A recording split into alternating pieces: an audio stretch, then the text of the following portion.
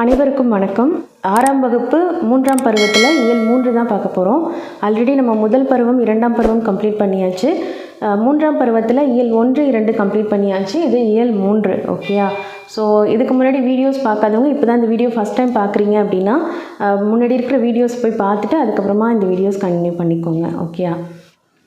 Okay, இதில் என்ன topic அப்படின்னு பார்த்தீங்கன்னா இன்னுயிர் காப்போம். ஓகேயா?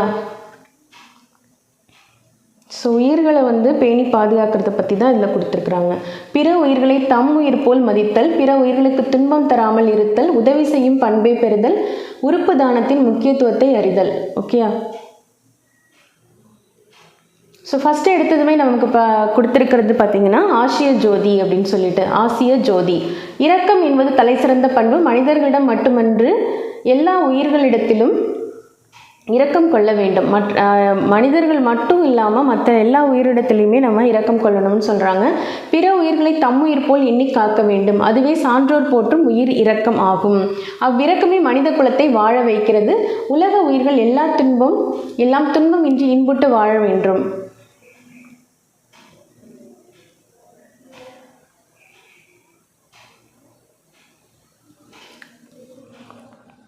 ஓகே, ஃபஸ்ட்டு நம்ம பார்க்க போகிறது ஒரு கவிதை பேழையில் ஆசிய ஜோதி. ஓகே, ஆசிய ஜோதி அப்படின்ற ஒரு கவிதை தான் பார்க்க போகிறோம். இரக்கம் என்பது தலை சிறந்த பண்பு. மனிதரிடம் மட்டுமன்றி மற்ற எல்லா உயிர்களிடத்தும் இரக்கம் கொள்ள வேண்டும். பிற உயிர்களை தம் உயிர் போல் எண்ணி காக்க வேண்டும். அதுவே சான்றோர் போற்றும் உயிர் இரக்கம் ஆகும். அவ்விரக்கமே மனித குலத்தை வாழ வைக்கிறது. உலக உயிர்கள் எல்லாம் துன்பமின்றி இன்புற்று வாழ வேண்டும் என்று விரும்பியவர் புத்தர். அவரின் அறிவுரையை அறிவோம் வாருங்கள். ஸோ எல்லா உயிர்களும் துன்பமின்றி இன்புற்று வாழணும் அப்படின்னு நினச்சவர் யார் அப்படின்னு பார்த்தீங்கன்னா புத்தர். ஓகே, ஸோ அவரை பற்றின ஒரு கவிதை தான் நம்ம பார்க்க போகிறோம்.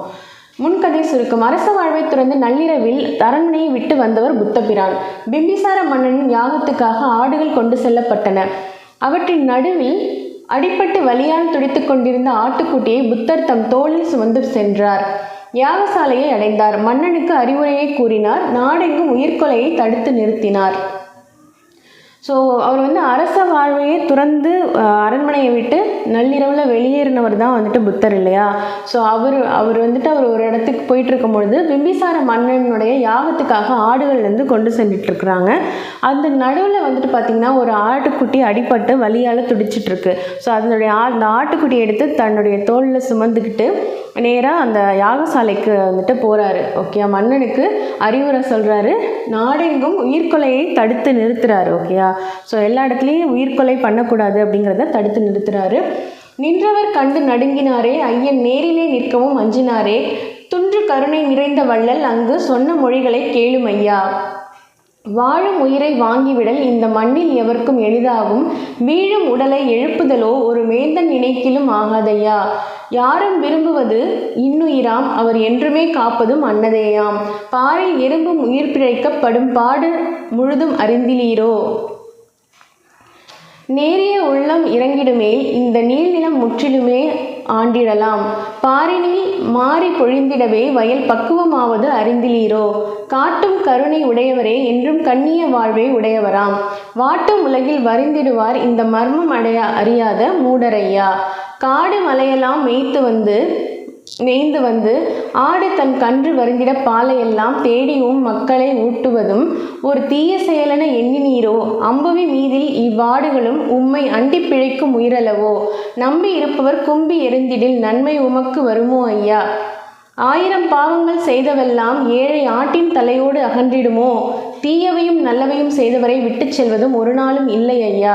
ஆதலால் தீவினை செய்ய வேண்டா, ஏழை ஆட்டின் உயிரையும் வாங்க வேண்டா. பூதலன் தன்னை நரகம் அது ஆக்கிடும், புத்தியை விட்டு பிழையும் ஐயா. கவிமணி தேசிய விநாயகர் அவர்கள் எழுதின ஒரு பாடல் தான் இது. சொல்லும் பொருளும் கொடுத்துருக்காங்க. அஞ்சினர் பயந்தனர், கருணை இரக்கம் வீழும் விழும் ஆகாது முடியாது. நீள்நிலம் பரந்த உலகம் முற்றும் முழுவதும் மாறி மழை கும்பி வயிறு பூதலம் பூமி பார் உலகம். ஸோ பாடலின் பொருள்: யாகசாலையில் நின்றவர் அனைவரும் புத்தபிரானை கண்டு நடுங்கினர். அவர் முன்னால் நிற்கவும் அஞ்சினர். கூடியிருந்த மக்களின் முன்னால் இரக்கமே உருவான புத்தபிரான் கூறிய உரையை கேளுங்கள். ஓகேயா? ஸோ அங்கே அந்த யாகசாலைக்கு போயிருக்காரு இல்லையா புத்தபிரான். ஸோ அவரை பார்த்து எல்லாருமே வந்துட்டு அஞ்சி நடுங்குறாங்க. ஓகேயா? ஸோ அவர் முன்னாடி நிற்கிறதுக்கு கூட பயப்படுறாங்க. இரக்கமே உருவான புத்தர் அவர் என்ன சொல்கிறாரு அந்த டைமில் அப்படின்றத கேளுங்கன்றாங்க. வாழ்கின்ற உயிர்களை அழிப்பது இந்த உலகத்தில் எல்லோருக்கும் எளிய செயல். ஆனால் இறந்த உடலுக்கு உயிர் கொடுத்து எழுப்புவது மன்னனாலும் முடியாத செயல். வாழ்ந்துட்டு இருக்கிற ஒரு உயிரை அழிக்கிறது ரொம்ப எளிமையான செயல் தான். ஆனால் இறந்து போன ஒரு ஒருத்தவங்களுக்கு உயிர் கொடுக்கறதுங்கிறது ரொம்பவே மன்னனால் கூட முடியாத ஒரு செயல் இல்லையா? ஸோ எல்லோரும் தம் உயிரை பெரிதாக மதித்து பாதுகாக்கின்றனர். எறும்பு கூட தன் உயிரை காத்துக்கொள்ள பாடுபடுவதை அறியாதவர் உண்டோ? எல்லாருமே தன்னோட உயிர் ரொம்ப முக்கியம்னு நினைப்பாங்க இல்லையா? ஸோ அந்த மாதிரி எறும்பு கூட தன்னுடைய உயிரை பாதுகாக்கிறதுக்கு எவ்வளவோ கஷ்டப்பட்டு வாழ்ந்துட்டுருக்கு. நேர்மையான இரக்கமனம் கொண்டிருப்பவரால் மட்டுமே பரந்த இவ்வுலகம் முழுமையையும் ஆட்சி செய்ய முடியும். உலகில் மழை பெய்வதால் வயல் பக்குவம் அடைவதை அறியாதவர் உண்டோ? நேர்மையான இரக்க மனம் கொண்டிருக்கிறவங்களால மட்டும்தான் இந்த பரந்த உலகத்தை ஆட்சி செய்ய முடியும். உலகில் மழை பெய்வதால் வயல் பக்குவம் அடைவதை அறியாதவர் உண்டு. உலகில் மழை பெய்யறதுனால தான் வயல் பக்குவம் அடையுது அப்படிங்கிறது யாருக்கும் தெரியாமல் இருக்குமா அப்படின்னு கேட்குறாரு. எல்லா உயிர்கள் மீதும் இரக்கம் கொள்பவரே நேர்மையான வாழ்வு வாழ்பவர். இந்த மறைப்பொருளை அறியாதவர் பிற உயிர்களை வருத்தி தாமும் துன்புறுவர். எல்லா உயிர்களிடத்தும் இரக்கம் கொள்றவங்க தான் நேர்மையான வாழ்வு வாழ்கிறவங்க. இந்த பொருளை இதை தெரியாதவங்க பிற உயிர்களை வருத்தி தானும் துன்பம் அடைகிறாங்க அப்படின்னு சொல்கிறாங்க. காடு மலையெல்லாம் மேய்ந்து வருகிறது ஆடு. அது தன் குட்டி வருந்திடும் வகையில் பாலை எல்லாம் மக்களுக்கு தருகிறது. இதனை தீய செயல் என்று நீங்கள் கருதுகிறீர்களா? காடு மலையெல்லாம் ஆடு மேய்ஞ்சிட்டு அது குட்டிக்கு கூட அது பாலை கொடுக்க முடியாமல் மக்களுக்கு அந்த பாலை கொடுக்குது இல்லையா? ஸோ இதை தீய செயல் நினைக்கிறீங்களா? உங்களால் நீங்கள் நினைக்கிறீங்களா இல்லையா அப்படின்னு சொல்லி கேட்குறாரு. இந்த உலகில் ஆடுகளும் உங்களை நம்பி இருக்கும் உயிர்கள் அன்றோ? நம்மை நம்பி இருப்பவரின் வயிறு எரியும் வகையில் நடந்து கொள்வதால் உங்களுக்கு நன்மை கிடைக்குமா? நம்மளை நம்பி இருக்கிற உயிர் தான் அந்த ஆடும். ஸோ நம்மளை நம்பி அது நம்ம கூட இருக்குது.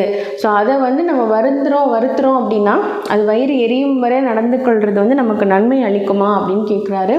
1000 பாவங்கள் செய்துவிட்டு ஆட்டின் உயிரை எடுப்பதால் பாவங்கள் நீங்கி விடுமா? 1000 பாவங்கள் செஞ்சுட்டு நம்மளுடைய பாவம் தீரணும் அப்படிங்கிறதுக்காக ஆட்டோட உயிரை எடுக்கிறதுனால பாவங்கள் தீர்ந்துருமா, சரியாயிடுமா அப்படின்னு கேட்குறது. ஒருவர் செய்த நன்மையும் தீமையும் ஒரு நாளைக்கும் அவரை விட்டு செல்லாது அப்படின்ற நம்ம செய்கிற நன்மையும் தீமையும் என்றைக்குமே நம்மளை விட்டு எதுவும் ஒரு பரிகாரம் செய்கிறதுனால மட்டும் அது விட்டு விலகிடாது அப்படின்னு சொல்கிறாரு. ஆகையால் தீய செயல்களை செய்யாதீர்கள், பிற உயிர்களை கொல்லும் செயலை செய்யாதீர்கள். இந்த பூமியை மகிழ்ச்சியற்றதாக மாற்றிடும் எண்ணத்தை உங்களை விட்டு நீக்குங்கள். இங்கு மக்களோடு சேர்ந்து மற்ற உயிர்களையும் மகிழ்வோடு வாழ செய்யுங்கள். ஸோ அதனால் தீமைகள் எதுவும் செய்யாமல் பிறர் உயிர்களை கொல்லும் செயலெல்லாம் செய்யாமல் ஸோ இந்த பூமியை அப்படிலாம் செய்யாதீங்க அப்படின்னு சொல்கிறாங்க. ஸோ இதெல்லாம் பண்ணிங்கன்னா பூமி மகிழ்ச்சியற்றதாக மாறிவிடும். ஸோ உங்களோட எண்ணத்தை மாற்றிட்டு உங்கள் எண்ணத்தை இந்த மாதிரி செய்கிற உங்கள் எண்ணத்தை நீக்கிட்டு வாழுங்க அப்படின்னு சொல்கிறாரு. இங்கே மக்களோடு சேர்ந்து மற்ற உயிர்களும் மகிழ்வோடு வாழ வழி செய்யுங்கள் அப்படின்னு சொல்லி முடிக்கிறாரு. ஓகே. ஸோ நூல்வெளி தேசிய விநாயகர். ஓகே. கவிமணி தேசிய விநாயகர் எழுதின ஒரு கவிதை தான் இது. தேசிய விநாயகர் 20ஆம் நூற்றாண்டில் வாழ்ந்த கவிஞர். 36 ஆண்டுகள் பள்ளி ஆசிரியராக பணியாற்றியவர். கவிமணி என்னும் பட்டம் பெற்றவர். தேசிய விநாயகர் அப்படிங்கிற ஒரு பெயர் முன்னாடி கவிமணிங்கிற பட்டமும் அவர் பெற்றிருக்காரு. ஆசிய ஜோதி ஆங்கில மொழியில் எட்வின் அர்னால்டு என்பவர் எழுதிய லைட் ஆஃப் ஏஷியா என்னும் நூலை தழுவி எழுதப்பட்டது. இந்நூல் புத்தரின் வரலாற்றை கூறுகிறது. இந்த ஆசிய ஜோதிங்கிறத ஆங்கில மொழியில் எட்வின் அர்னால்டு அப்படிங்கிறவர் எழுதிய லைட் ஆஃப் ஏஷியா அப்படிங்கிற ஒரு நூலை தழுவி எழுதப்பட்டது தான் இது அப்படின்னு சொல்கிறாங்க. இந்த நூல் பார்த்திங்கன்னா புத்தருடைய வரலாற்றை கூறுகிறது. ஓகே. புத்தரின் வரலாற்றை கூறும் ஆங்கில நூல் அப்படின்னு சொல்லி கேட்டாங்க அப்படின்னா லைட் ஆஃப் ஏஷியா அப்படின்னு சொல்லி நீங்கள் போடணும். ஸோ புக் பேக் கொஸ்டின்: புத்தரின் வரலாற்றை கூறும் நூல் எது அப்படின்னு பார்த்தீங்கன்னா ஆசிய ஜோதி. நேர்மையான வாழ்வை வாழ்பவர், எல்லா உயிர்களிடத்தும் இரக்கம் கொண்டவர்கள் தான் யார்? நேர்மையான வாழ்வு வாழ்கிறவங்க. ஒருவர் செய்யக்கூடாதது எது அப்படின்னு பார்த்தீங்கன்னா தீவினை. ஓகே. தீவினை செய்யக்கூடாது. எளிதாகும் என்னும் சொல்லை பிரித்து எழுத கிடைப்பது எளிது ப்ளஸ் ஆகும். பாலை எல்லாம் என்னும் சொல்லை பிரித்து எழுத கிடைப்பது பாலை ப்ளஸ் எல்லாம். ஓகே. பாலை ப்ளஸ் எல்லாம். இனிமை ப்ளஸ் உயிர் என்பதனை சேர்த்து எழுத கிடைக்கும் சொல் இன்னுயிர். ஓகேயா? ஸோ இதில் கன்ஃபியூஸ் ஆகிடாதீங்க, இன்னுயிர் தான். இனிமை ப்ளஸ் உயிர் சேர்த்து எழுதுனா வந்துட்டு இன்னுயிர் அப்படிங்கிற வார்த்தை தான் வந்துட்டு கிடைக்கும். மலை ப்ளஸ் எலாம் என்பதனை சேர்த்து எழுத கிடைக்கும் சொல் மலையெலாம். ஓகேயா? மலையெலாம் அப்படிங்கிறது தான். சரியா?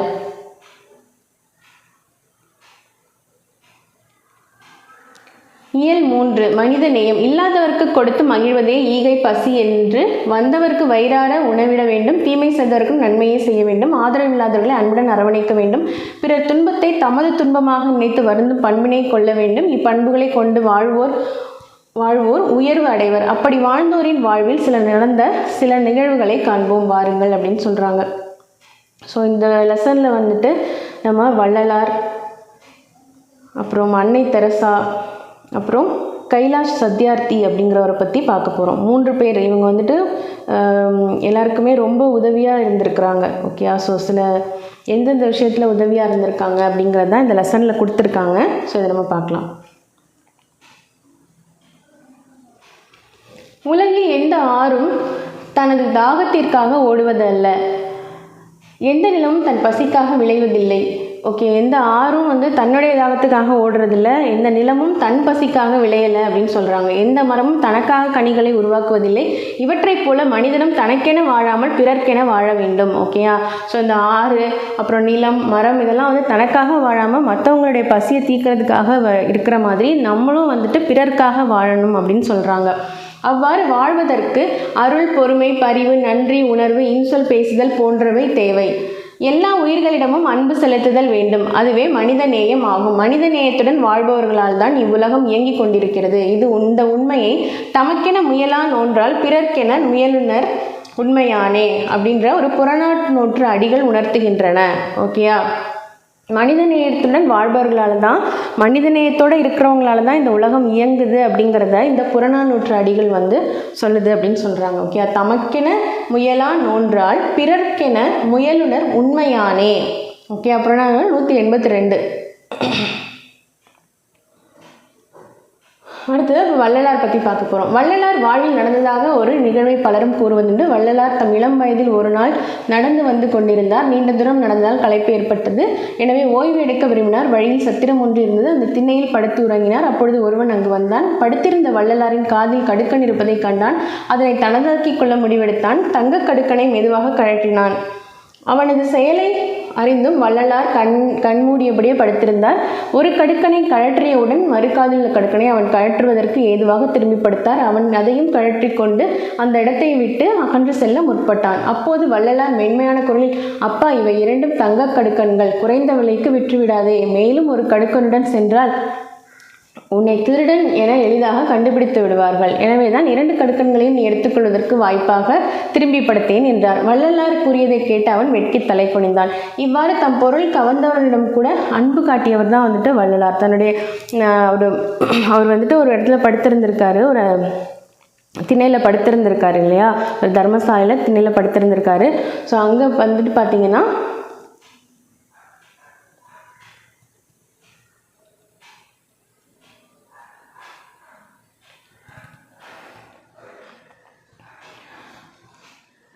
ஓகே, எல்லார் இடத்துலையுமே வந்துட்டு அன்பு காட்டியவர், அதாவது தம் பொருளை வந்து திருட வந்தவங்கள்ட்ட கூட அன்பு காட்டியவர் தான் இந்த வள்ளலார்னு சொல்கிறாங்க. அவர் ஒரு சத்திரத்தில் படுத்திருக்கும் பொழுது அவருடைய காதில் இருந்த கடுக்கனை திருடுறதுக்காக ஒரு திருடன் வந்து கழட்டியிருக்கான். ஸோ அது தெரிஞ்சுமே அமைதியாக இருந்திருக்காரு. ஸோ இன்னொரு கடுக்கன் அவன் கழட்டணுங்கிறதுக்காக வசதியாக திரும்பியும் படுக்கிறாரு. 2 கடுக்கனையும் கழட்டினதுக்கப்புறம் அவர் சொல்கிறாரு, நீ ஒரு கடுக்கனோட நீ போனீன்னா உன்னை திருடன்னு சொல்லுவாங்க, அதனால தான் நான் இன்னொரு கடுக்கன் கழட்டுறதுக்கும் நான் உதவி பண்ணேன். நான் திரும்பி படுத்திருந்தேன். அதோடு வந்துட்டு 2 வந்து இது பார்த்திங்கன்னா தங்க கடுக்கன், விலை கம்மியான விலைக்கு கொடுத்துடாத அப்படின்னு சொல்கிறாரு.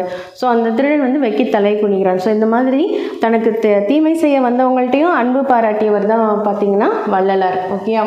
வள்ளலார் வந்துட்டு மக்களுடைய பசிப்பினியை கண்டு உள்ளம் வாடினார். அதனை நீக்க விரும்பினார். தம் பெரும் முயற்சியால் வடலூரில் வந்துட்டு சத்திய தர்மசாலையை நிறுவி இருக்கிறார். ஓகே? ஸோ அங்கே அதை நிறுவி பசித்தோர் எல்லாருக்குமே வந்துட்டு உணவு வழங்கிட்டு இருந்தார். ஓகே, ஸோ அது பார்த்திங்கன்னா இப்போ வரைக்குமே அது நடைமுறையில் இருந்துகிட்டே இருக்குது. ஸோ அங்கே போகிறவங்களுக்கு உணவு வழங்கிட்டு இருக்கிறாங்க அப்படின்னு சொல்கிறாங்க.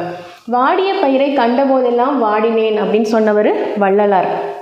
ஓகேயா, வாடிய பயிரை கண்டபோதெல்லாம் வாடினேன் அப்படின்னு சொன்னவர் யார் அப்படின்னு கேட்கலாம், வாய்ப்பு இருக்குது. ஸோ அது வள்ளலார். அடுத்ததான் அன்னை தெரசா.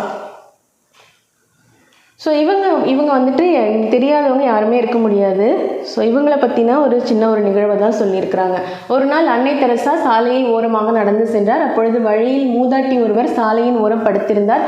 அவர் முகத்தை துணியால் மூடியிருந்தார். ஒரு கையால் பூனை குட்டியை அணைத்து கொண்டு இருந்தார். அன்னை தெரசா அவரின் அருகில் சென்று உற்று நோக்கினார். தொழுநோயின் கடுமையால் உண்டான வேதனை மூதாட்டியின் முகத்தில் தெரிந்தது. கைகளில் விரல்கள் இல்லை. அன்னை தெரசா மனம் கலங்கினார். மூதாட்டியின் அருகில் சென்று அவரை தொட்டு தூக்கினார். சாலை ஓரத்தில் படுத்து இருப்பது ஏன் என கேட்டார். என்னை தொடாதீர்கள், என் நோய் உங்களுக்கும் தொற்றிக்கொள்ளும். என் உறவினர்களே என்னை வெறுத்து விலக்கிவிட்டனர். என்னுடன் பேசுவது இல்லை. என்னை கண்டாலே விலகி ஓடுகின்றனர். இந்த பூனை மட்டுமே என்னுடன் இருக்கிறது என்றார். அழுதார் மூதாட்டி. இதை கேட்டு அன்னை தெரசா கண்ணீர் விட்டார். இதுவரை போல ஆயிரக்கணக்கான நோயாளிகள் உதவி செய்ய யாருமின்றி வாடுவதை கண்டார். அக்காலத்தில் தொழுநோய் கடுமையான தொற்று நோயாக கருதப்பட்டது. கருணை உள்ளம் கொண்ட அன்னை தெரசா அவர்களுக்கு தொண்டு செய்ய முடிவெடுத்தார். நமது இறுதி காலம் வரை பிறருக்காகவே வாழ்ந்தார். ஸோ மக்களுக்கு செய்யும் பணியே இறைவனுக்கு செய்யும் பணி என்று வாழ்ந்தார். அதனால் அமைதிக்கான நோபல் பரிசு அன்னை தெரசா அவர்களுக்கு கிடைச்சது சொல்கிறாங்க. அடுத்தது, வாழ்க்கை என்பது நீ சாகும் வரை அல்ல, மற்றவர் மனதில் நீ வாழும் வரை அப்படின்னு சொன்னது யார்? அன்னை தெரசா அவர்கள் சொல்லியிருப்பாங்க.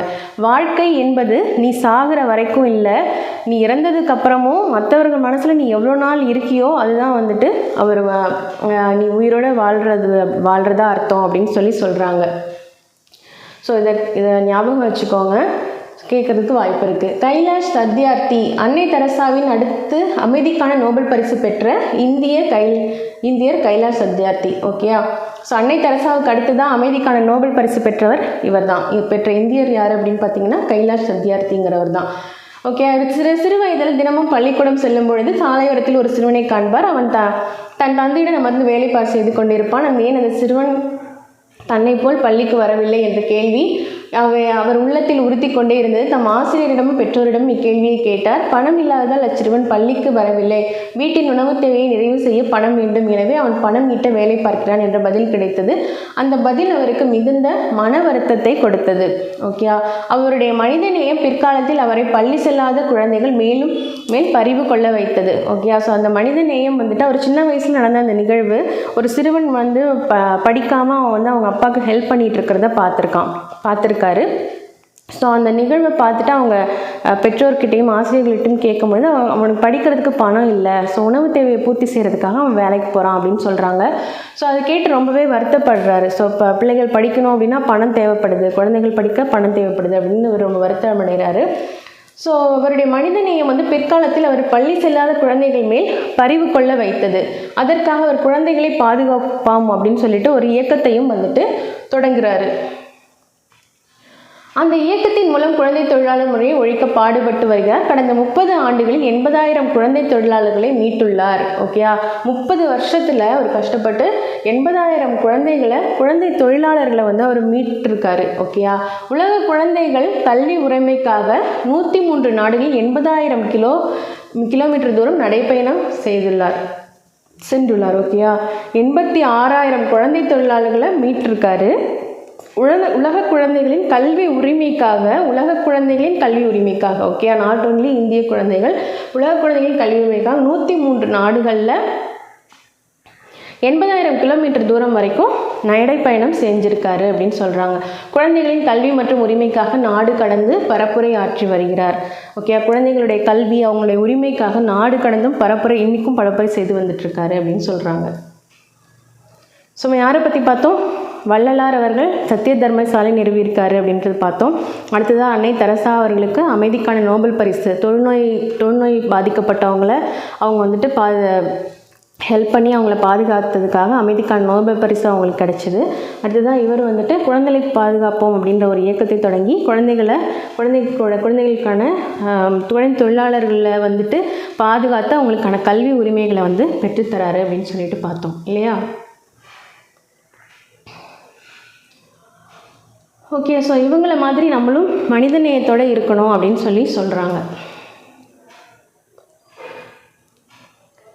ஸோ எல்லா உயிர்களிடத்தும் அன்பு செலுத்துதல் அப்படிங்கிறது என்னதுன்னு பார்த்தீங்கன்னா மனித நேயம். எல்லா உயிரிடத்திலும் அன்பு செலுத்துதல் மனித நேயம். தம் பொருளை கவர்ந்தவரிடம் டேஷ் காட்டியவர் வள்ளலார், அன்பு காட்டியவர் வள்ளலார். அன்னை தெரசாவிற்கு டேஷுக்கான நோபல் பரிசு கிடைத்தது. எதற்கான நோபல் பரிசு கிடைத்தது? அமைதிக்கான நோபல் பரிசு. கைலாஷ் சத்தியார்த்தி தொடங்கிய இயக்கம் குழந்தைகளை பாதுகாப்போம் அப்படிங்கிற இயக்கம். ஓகேயா? ஸோ இதில் கன்ஃபியூஸ் பண்ணுற மாதிரி ஆப்ஷன் இருக்குது.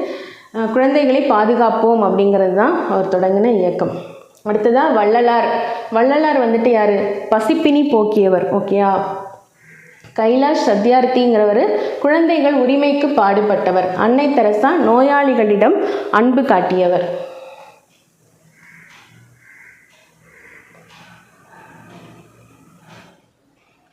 ஸோ முடிவில் ஒரு தொடக்கம் அப்படின்னு சொல்லிட்டு ஒரு ஸ்டோரி கொடுத்துருக்காங்க நமக்கு. ஒரு இதை வச்சு ஒரு மூவி கூட வந்தது இல்லையா? ஸோ அதை தான் இதில் கொடுத்துருக்காங்க. என்ன நிகழ்வு நடந்தது அப்படிங்கிறத கொடுத்துருக்குறாங்க. இதயத்தை ஒரு பையனோட இதயத்தை எடுத்து இன்னொரு பொண்ணுக்கு டிரான்ஸ்பிளான்ட் பண்ணியிருக்காங்க, வெற்றிகரமாக டிரான்ஸ்பிளான்ட் பண்ணியிருக்காங்க. ஸோ அதை தான் ஒரு ஸ்டோரியாக கொடுத்துருக்காங்க. இதை வட்டி வந்துட்டு ஒரு மூவியும் இருக்குது. ஓகேயா? ஸோ அந்த மூவி உங்களுக்கு தெரிஞ்சது அப்படின்னா அது பாருங்கள். ஸோ இக்கால வள்ளல்கள் தான் அசோகன் புஷ்பாஞ்சலி. ஸோ அதாவது தன்னுடைய மகனுடைய இந்த மகன் இதுக்கப்புறம் பிழைக்க மாட்டான் அப்படின்னு தெரிஞ்சதுக்கப்புறம் தன்னுடைய மகனுடைய இதயத்தை இன்னொரு சிறுமிக்கு தானமாக கொடுக்கறதுக்கு அவங்க முன் வந்திருக்காங்க. அவங்க 2 பேருமே டாக்டர்ஸ் அப்படிங்கிறதுனால எல்லாமே புரிஞ்சுக்கிட்டு முன் வந்திருக்காங்க. ஸோ அவன் பிறக்கும் பொழுது உள்ளத்தை கொள்ளை கொண்டதால் ஹிதேந்திரன் அப்படின்ற பெயர் வச்சு அவங்க அப்பா அம்மா வந்துட்டு கூப்பிட்ருக்காங்க.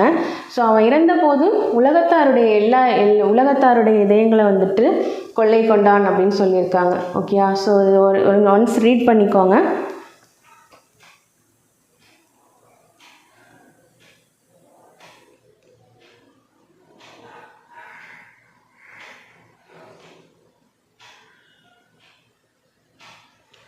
அடுத்ததான் மனித நேயம் அப்படிங்கிறது ஹியூமனிட்டி, கருணை, மர்சி. உறுப்பு மாற்றம் அறுவை சிகிச்சைங்கிறது டிரான்ஸ்பிளான்டேஷன். நோபல் பரிசு நோபல் பிரைஸ். சரக்குந்து லாரி. ஓகேயா? ஸோ இதோட நமக்கு 6th ஸ்டாண்டர்ட் 3ஆம் பருவம் கம்ப்ளீட் ஆகிடுச்சு. ஓகேயா? ஸோ இதோட நமக்கு 6th ஸ்டாண்டர்ட் 3ஆம் பருவம் கம்ப்ளீட் ஆகிடுச்சு. முதல் பருவம், 2ஆம் பருவம், 3ஆம் பருவம் 3மே கம்ப்ளீட் ஆகிடுச்சு. ஸோ டெஸ்ட்டு பற்றின அப்டேட் வந்து கேட்டிருந்தீங்க. ஸோ 6th ஸ்டாண்டர்டுக்கு மட்டும் தனியாக ஒரு டெஸ்ட்டு வந்துட்டு கண்டிப்பாக வைக்கிறோம். ஸோ இதோட அப்டேட் வந்து நான் உங்களுக்கு நெக்ஸ்ட் வீடியோவில் நான் உங்களுக்கு கொடுத்துட்றேன். ஓகேயா? ஸோ டெஸ்ட் பிளானும் வந்துட்டு நான் கொடுக்குறேன். ஸோ நெக்ஸ்ட்டு நம்ம 7th ஸ்டாண்டர்ட் ஸ்டார்ட் பண்ணலாம். ஓகே, நெக்ஸ்ட் கிளாஸில் இருந்து. தேங்க்யூ.